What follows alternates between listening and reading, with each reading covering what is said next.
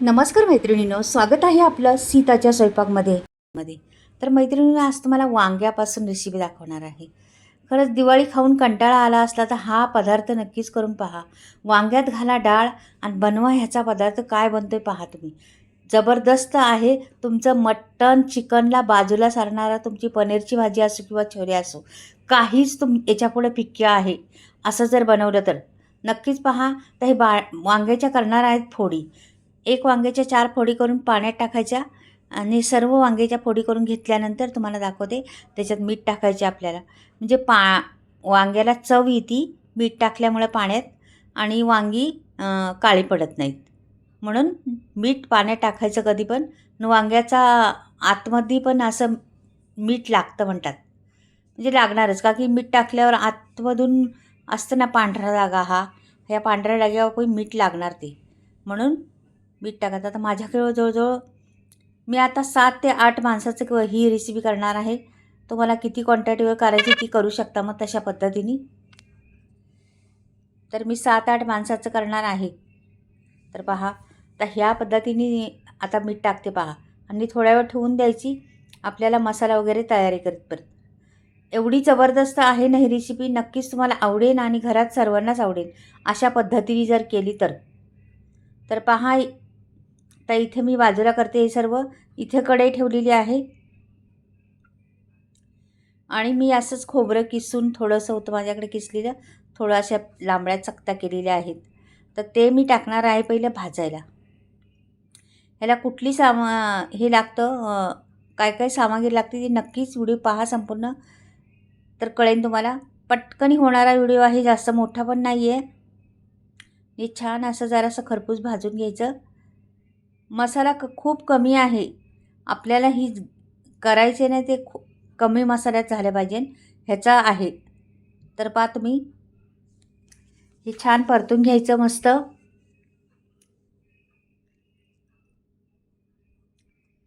त्याच्यातला म्हणजे असं एकदम डार्क नाही करायचं खोबऱ्याला आणि जास्त कच्चं पण नाही ठेवायचं.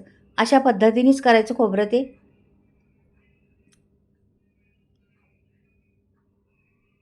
हे बघ, आता जरासं लाल होत चाललेलं आहे. तर मी मिक्सरच्या भांड्यातच काढून घेणार आहे, का की आपल्याला 17 भांडी घासायला नको, म्हणून मिक्सरच्या भांड्यातच मी काढून घेणार आहे. तर हे बघा, मिक्सरचं भांडे घेतलेलं आहे आणि त्याच्यातच काढते आता. जास्त जर करपवलं असतं आपण ना, तर काय झालं असतं, ते खोबरं किसलेलं आहे ना छोटं छोटं, ते पण जळून गेलं असतं.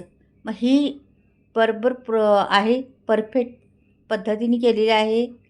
आता हे बाजूला ठेवते, तोपर्यंत थंड होते.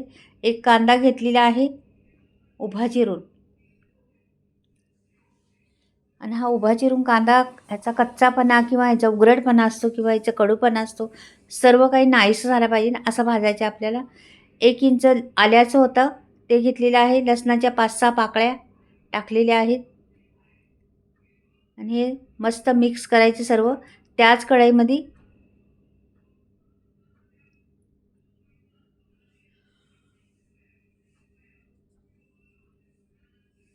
कांदा छान परतला आहे पहा, जरा आता लालसर व्हायला लागलेला आहे.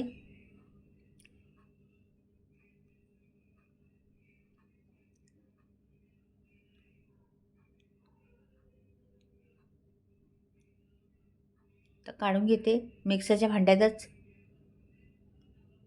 पहा तुम्ही, लक्ष द्या, नीट टिप्स आहे. मसाला एवढाच जाळलेला आहे, बारीक केलेला आहे तो. जास्त कच्चा पण नाही आणि जास्त जळलेला पण नाही. अशाच पद्धतीने करायचा आपल्याला मसाला या रेसिपीसाठी. सर्व मसाला मी काढून घेतलेला आहे. सेम कढईमध्ये, त्याच कढईमध्ये आपल्याला जास्ती भांडी भरायला नको का. एक पळीभर तेल ओतलेलं आहे. मला अगदी थोडंसं चमचमीत करायचं त्याला, म्हणून पळीभर तेल टाकलेलं आहे मी. मोहरी टाकायची, जिरं टाकायचं, छान फुलून द्यायचं दोन्हींना. नंतर पुढची प्रोसेस करायची. तर मी मोहरी टाकलेली आहे पहिली.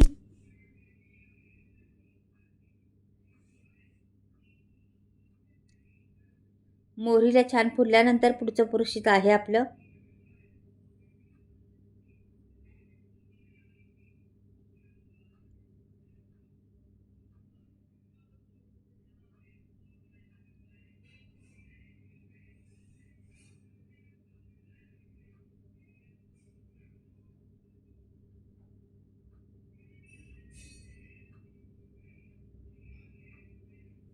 कांदा मी एक चिरला होता, एक कांदा मोठा पण नव्हता छोटा पण नव्हता, मिडियम कांदा होता तो टाकलेला आहे.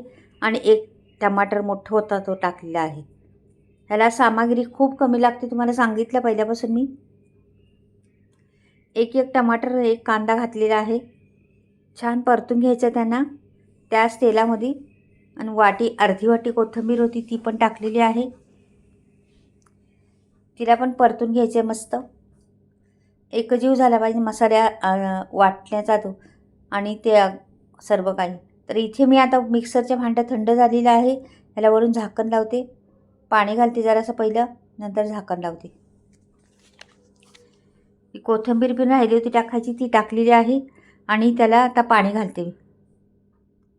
ते तिकडे बाजूला आपलं कांदा आणि टमाटर शिजतंय तोपर्यंत मिक्सर पण होते आणि सर्वच काही होते पाहता.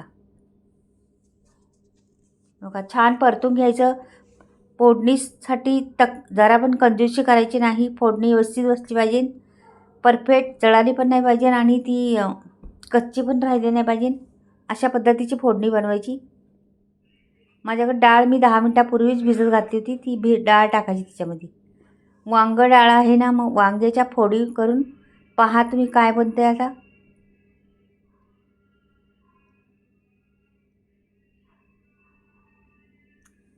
रंग फार सुंदर दिसतो त्याचा.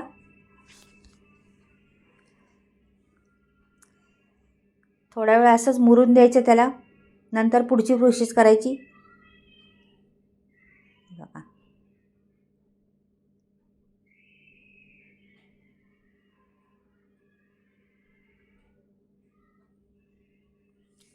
पहा बरं किती सुंदर मसाला तयार झालेला आहे डाळ टाकून त्याचा.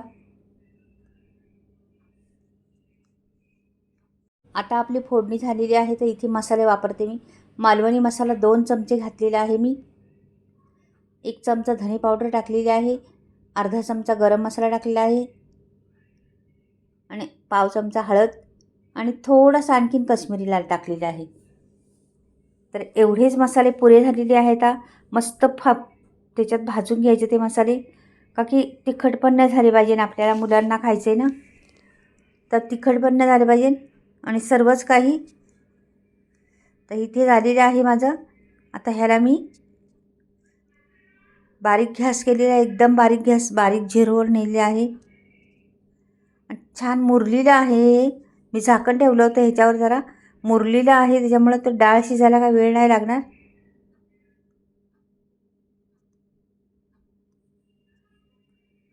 छान असं त्याच्यात ओतून द्यायचं ते मसाला वाटलेला.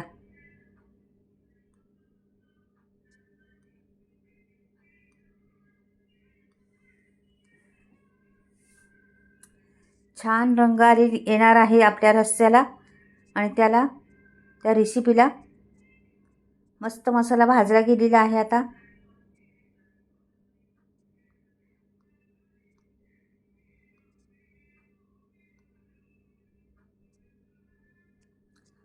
हे आता छान परतून झालेलं आहे आपल्या बऱ्यापैकी.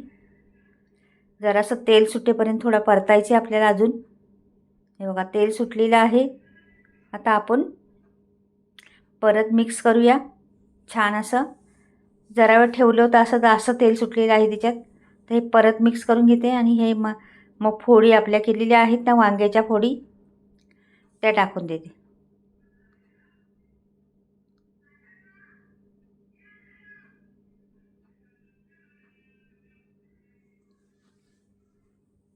मस्त रंग आलेला आहे. आता थोडंसं पाणी टाकते त्याच्यात. पाणी म्हणजे आपल्याला 7 ते 8 माणसांपुरतं करायचं आहे म्हणून पाणी टाकणार आहे भरपूर. शक्यतो तुम्ही गरम पाणी टाकलं तर फायदाच आहे. आत्ता मी नाही टाकलेलं गरम पाणी, पण गरम पाणी वापरलं का भाजीला चव आणखीन येते.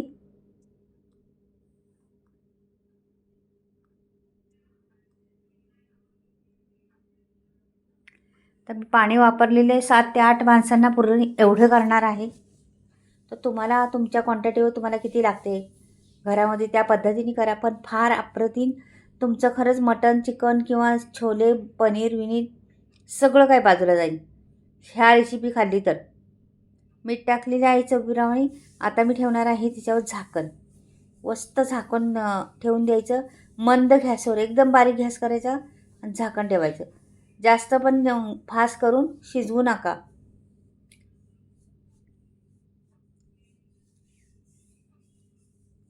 हे झाकण ठेवले बघा.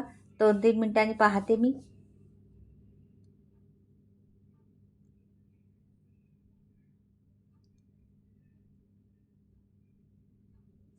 तर हे पहा झालेलं आहे आपलं. आता मी काढून घेते. पातळच रस्सा बनवलेला आहे, पण हा रस्सा एवढा अफलातून लागतो ना. तुमचं भाताबरोबर, भाकरीबरोबर, चपातीबरोबर, फुलक्याबरोबर, पावाबरोबर कुठेही खा, कसंही खा, खूप टेस्टी लागतो. बनवून पहा मैत्रिणींनो एकदा. ह्या पद्धतीने मी दाखवले त्या पद्धतीने. खरंच घरातली माणसं चव विसरणार नाही. हमेशा तुम्हाला सांगणार का का अशाच तऱ्हेचं वांगं बनवा.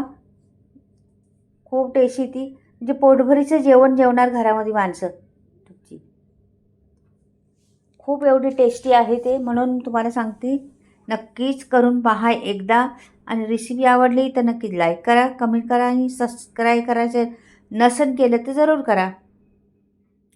वेगवेगळ्या पद्धतीने मला रेसिपी दाखवत असते. असे केल्याने असं काय होतं, तसे केल्याने तसं काय होतं. बऱ्याच कमेंट येतात लोकांच्या का असतात तुमच्या छान रेसिपी, खूप आवडतात आम्हाला. तर ठीक आहे, पण अजून पहा सर्वजण तुमच्या मैत्रिणी नातेवाईकांना शेअर करा, तर रेसिपी माझ्या पुढे जाते. तर मैत्रिणींनो कशी वाटली ही डाळ वांग, ही तुम्हाला पटली का, ही आवडली का तुम्हाला ही रेसिपी? नक्कीच कमेंटमध्ये लिहून पाठवा आणि कुठून पाहताय ते पण पाठवा. पहा सुरेख झालेली आहे आपली रेसिपी.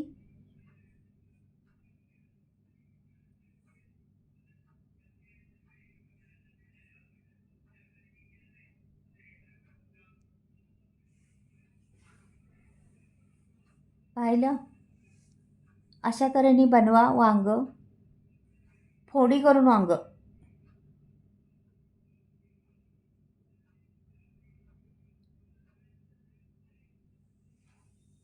रंग पहा किती सुरेख रंग आलेला आहे त्याला. तेवढीच टेस्टी आहे मैत्रिणींनो. आवडली तर लाईक, सबस्क्राईब, कमेंट. बाय.